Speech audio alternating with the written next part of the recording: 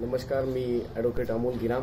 आज 24 फेब्रुवारी 2019 रोजी मी कैलासवासी रमेश वरपुडकर वरिष्ठ महाविद्यालयाला सोनपेठ येथे भेट दिली। या महाविद्यालयात आल्याच्या नंतर या बॉटनी डिपार्टमेंटचे प्रोफेसर जाधव सरांनी, मुकुंदराज पाटील सरांनी या ठिकाणी वेगवेगळे उपक्रम बॉटनी डिपार्टमेंटच्या माध्यमातून जे राबवले गेले ते आम्हाला दाखवले। अतिशय स्तुत्य अशा प्रकारचे उपक्रम आहेत। या उपक्रमांच्या मध्ये मला सगळ्यात महत्त्वाची प्रतिक्रिया व्हर्मी कंपोस्ट या उपक्रमावरती देणं जास्त मला आवडेल।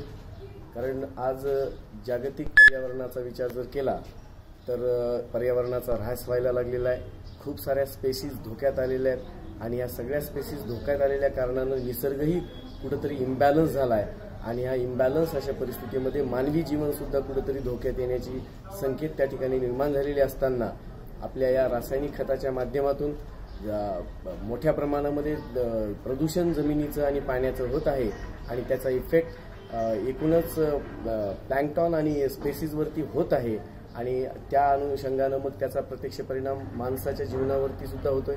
आपण बघतोय की हे रासायनिक खताचा भडीमार केल्यामुळं पाणी जे वाहून जातं, तलावांच्या मध्ये साठवलं जातं, त्याच्यामध्ये सगळ्यात मोठी जी काही आज सगळ्यात मोठी अवघड परिस्थिती झालेली ती युट्रॉफिकेशनची झालेली।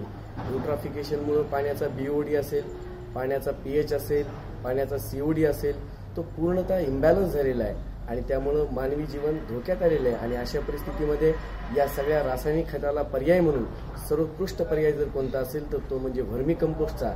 आणि खरंच मुकुंदराज पाटील सरांनी जो व्हर्मी कंपोस्टचा या ठिकाणी जो प्रोजेक्ट राबवलेला आहे तो अतिशय स्तुत्य आहे।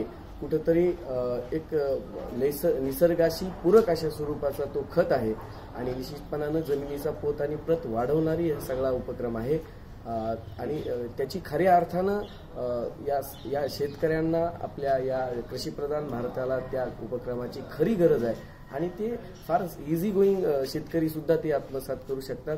आणि त्या निमित्तानं जे काही या डिपार्टमेंटच्या माध्यमातून त्यांनी हा उपक्रम राबवला त्याबद्दल मी त्यांचं मनपूर्वक अभिनंदन करतो। धन्यवाद।